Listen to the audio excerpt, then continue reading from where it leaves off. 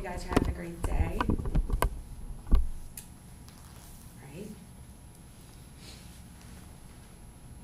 Imagine walking into a classroom of 10 children who all spoke a different language, including the teacher.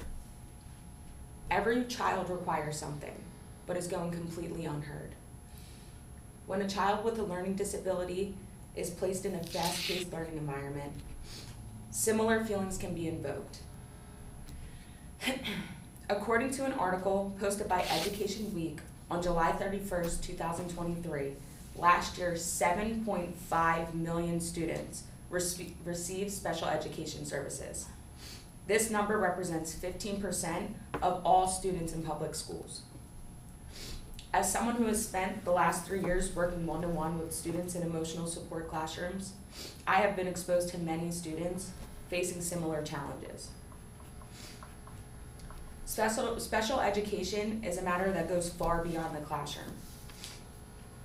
Its important affects not only children with disabilities, but their families, educators, support systems, and communities. By being informed of education history, we can better support students and future educators. Today, I will be discussing the history of education, the specific ways education today allows for proper inclusion of students, and the impact of having the proper education on students and society altogether. Sorry, I'm a little sick, so I gotta catch my breath. To understand the progression of education, today we must reflect on the history of education. The history of education dates as far back as all of us were able to learn and understand.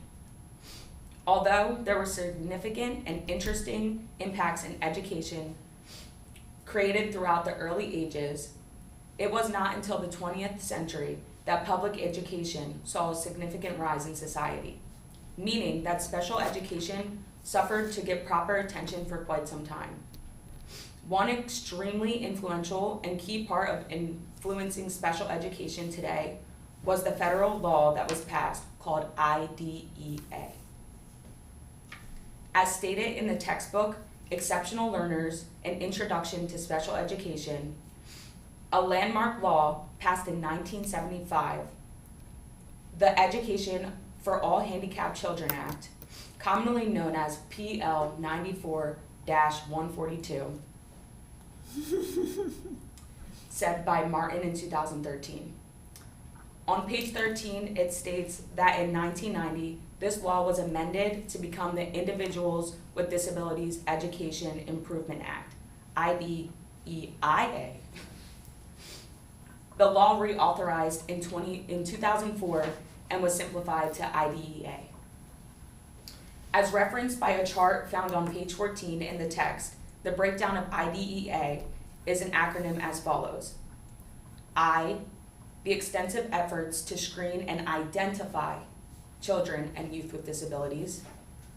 D, the students' and parents' right to information and informed consent before the student is evaluated, labeled, or placed, and the right to be impartial due process if they disagree with the school's decision.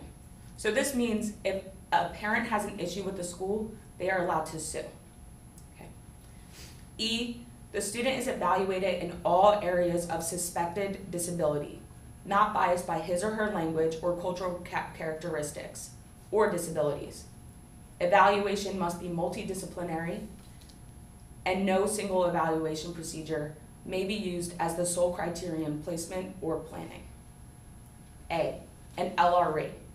The student is educated in the least restrictive environment, consistent with his or her educational needs, and insofar as possible, students with disabilities.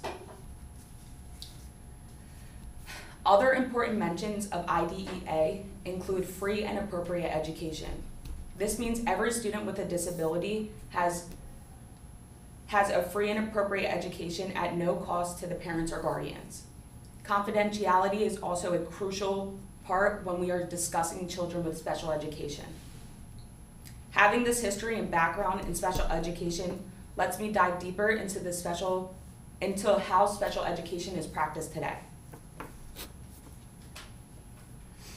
Current education today and the approaches we use inside a special education classroom align our students with successful academic achievements and futures.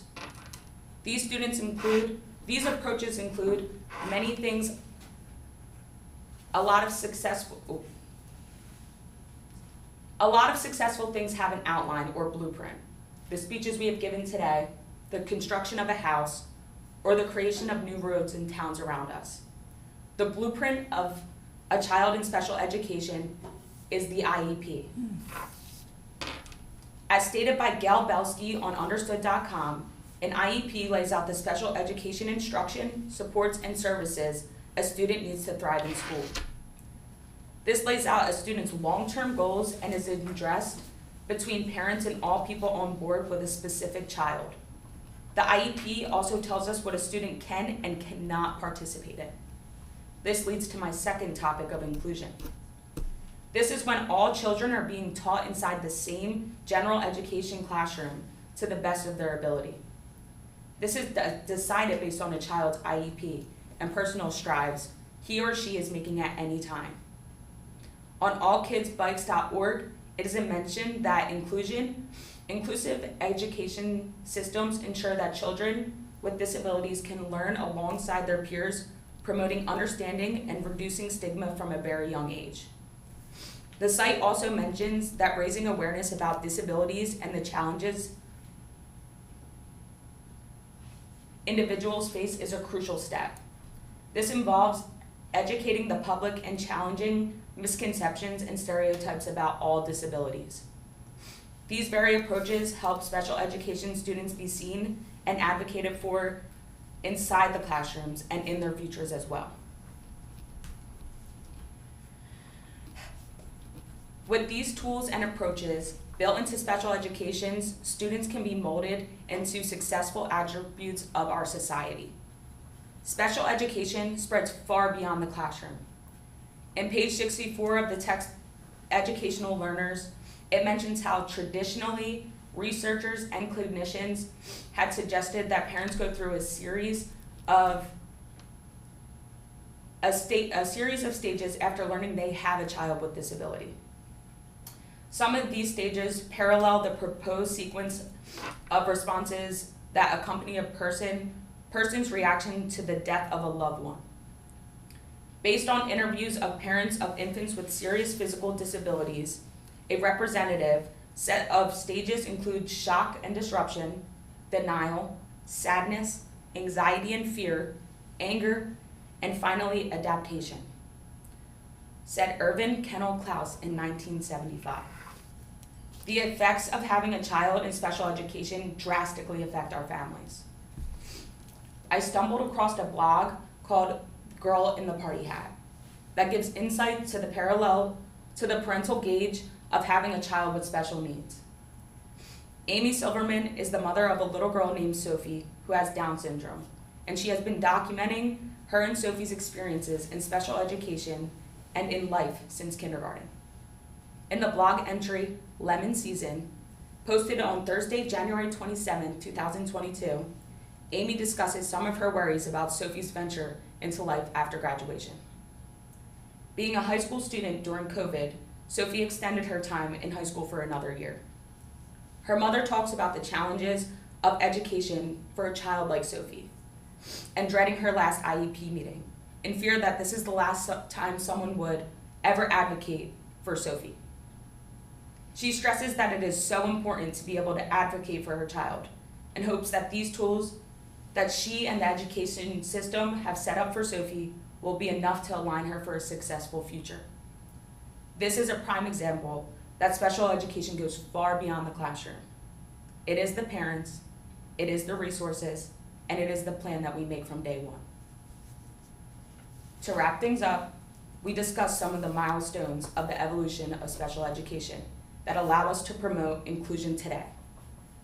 We have also discussed the significance of proper special education and how that properly aligns children to be successful in our community. Advocating for special education is not about academic success or seeing good test scores.